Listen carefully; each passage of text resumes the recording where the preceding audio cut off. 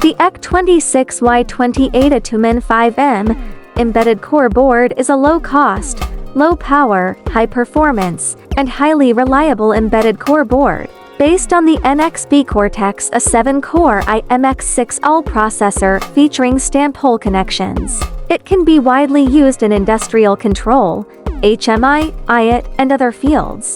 The NXP i.MX6ULL processor uses a single ARM Cortex, a 7-core, with a maximum clock speed of 790 MHz, providing rich I/O resources including one LCD display, one digital camera, two 100 Mbps Ethernet ports, two USB OTG ports, 8 UART ports, two STIO ports, two CAN ports, and multiple GPIO ports.